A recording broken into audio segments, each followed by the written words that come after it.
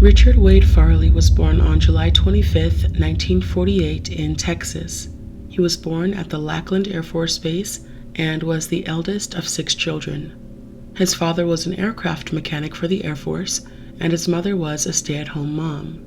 Growing up, it was said that Richard was very well behaved, did well in school, and never smoked nor drank. When he turned 8, Richard's family moved from Texas to Petaluma, California, where he continued to excel in school. While in high school, he took up quite a few extracurricular activities such as chess, photography, baking, and more. He kept up with his studies and graduated in 1966, 61st out of the 520 seniors at his school. His mother later went on record and said that although he was a good child, she admitted that there was never any affection shown in their household. After graduating high school, he attended Santa Rosa Junior College for a year, but being the intelligent person he was, he decided to join the Navy and was training to be a cryptologic tech. This field allowed him to access classified information, and he was given top secret level security clearance. Anyone in the position he was in would be investigated every 5 years in order to qualify for the clearance, so Richard was investigated twice while in the Navy, and there were never any issues. He was discharged in 1977 and started working as a software technician in Sunnyvale, California for the company Electromagnetic Systems Laboratory. He bought a new house in San Jose and was living comfortably. 7 years had gone by and he was still working at ESL and was considered a top performer. He worked with highly sensitive information, and many said that his work was vital to the national defense of America. Majority of his work dealt with equipment that enabled our military to uncover the strength and location of the enemy. Whenever Richard was evaluated, he would receive a score of over 95%, and on one occasion he even scored a 99%. Everything changed in 1984 when 36-year-old Richard met a young, beautiful 22-year-old woman by the name of Laura Black. Richard said that he immediately fell in love with Laura, but Laura always made it known that she was not interested in Richard's advances. Despite how uncomfortable he made her feel, Richard continued to shower Laura with gifts, bake for her, and he was even writing her letters multiple times a week. Being that they were co-workers, Laura remained cordial but tried her best to ignore him. It got to the point where other employees were getting involved in an attempt to protect Laura and get Richard to stop. He was no longer focused on his highly classified work, and his work ethics were declining. Richard then started socializing and befriending the cleaning staff, just so that he could get a key to open her desk drawer. He falsified information when contacting the HR department and was able to get Laura's home number and address. Not only was Richard calling Laura's desk phone throughout the day, but he would call her when she was at home and had even followed her to her aerobics class. When Laura realized Richard found out where she lived, she ended up moving, and this had happened 4 times where Laura was forced to move because of Richard's obsession with her.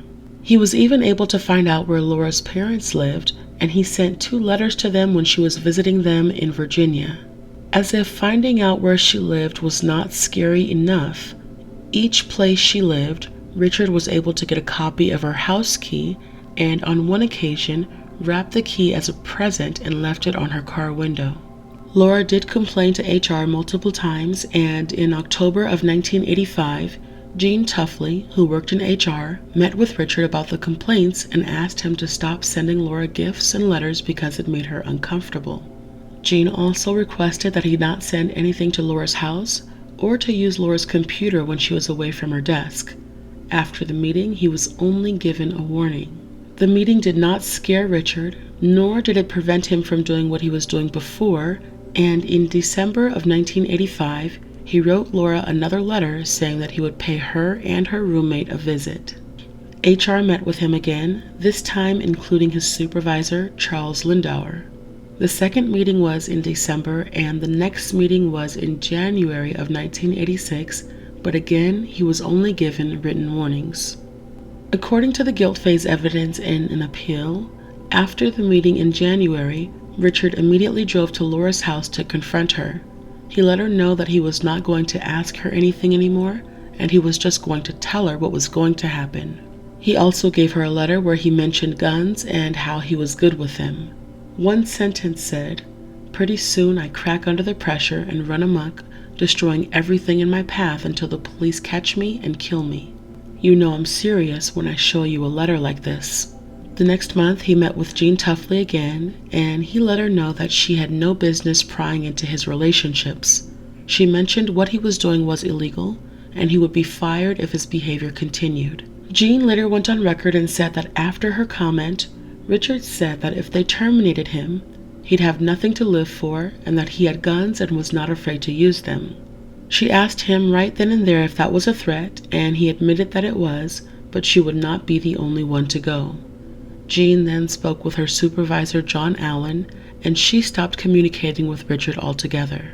The following month, Richard requested to speak to his lab manager, Ever Fatone.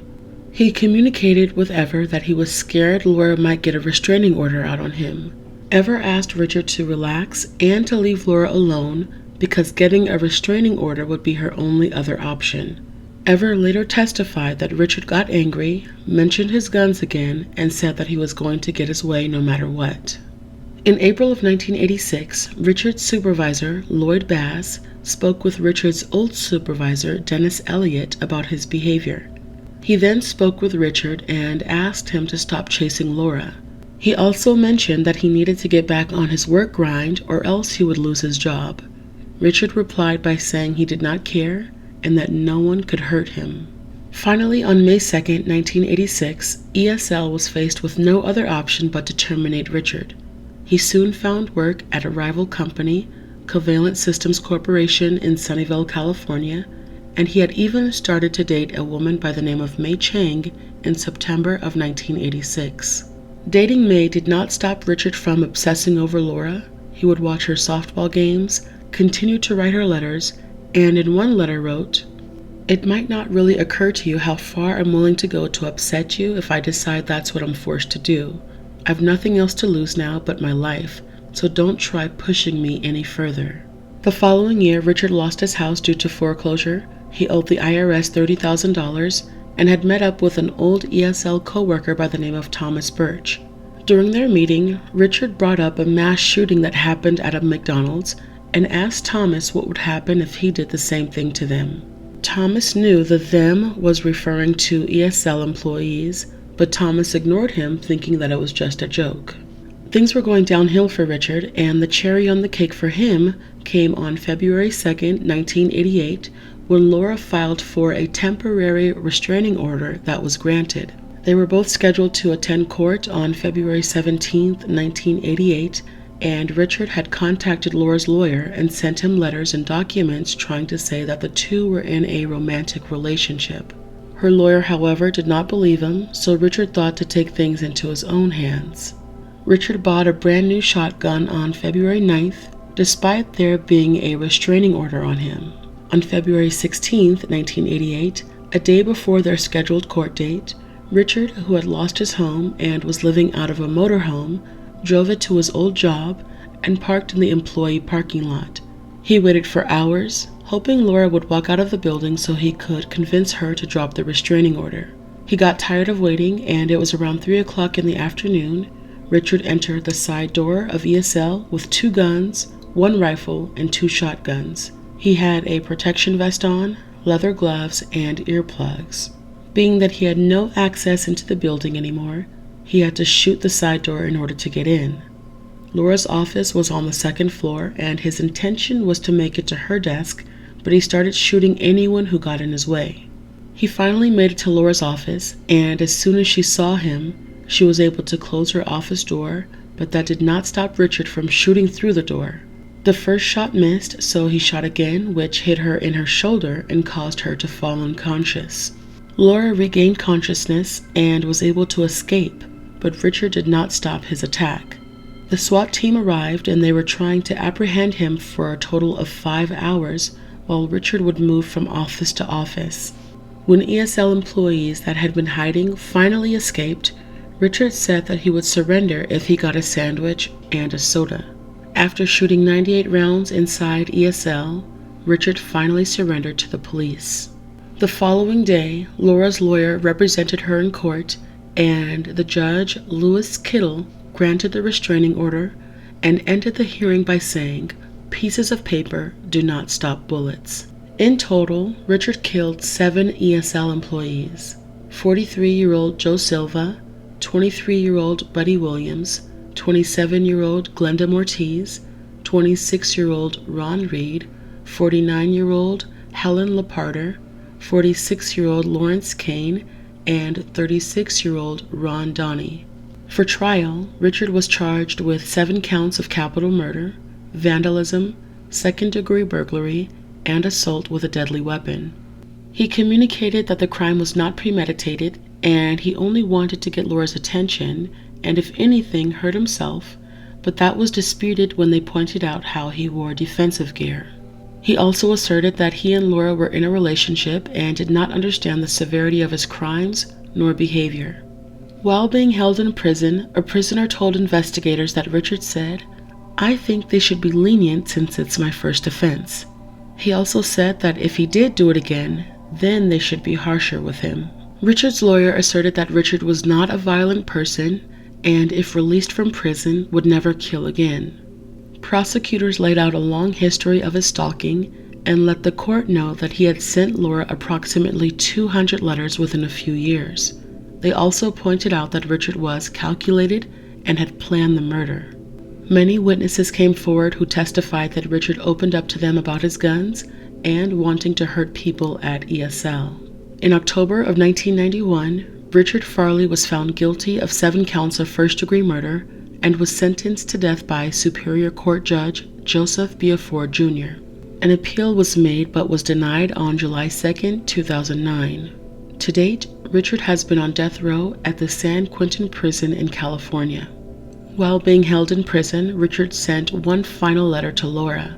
Because of this case and the murder of Rebecca Schaefer, California passed anti-stalking laws for the first time. Thank you guys for watching another episode, and I have a question for you. In the past, I've done stories on men who have been obsessed with women, and we have discussed why some of the women did not get restraining orders. When the judge said, "A piece of paper does not stop a bullet," rings true. What do you think should happen when someone has a restraining order out on them? Because obviously, a piece of paper does not prevent them from having any obsession towards their victim. Richard was extremely intelligent, was able to get copies of her house keys, he was able to find where she lived, and was able to purchase weapons, even with a restraining order. How can a victim truly be protected, and how can the stalker truly be kept away?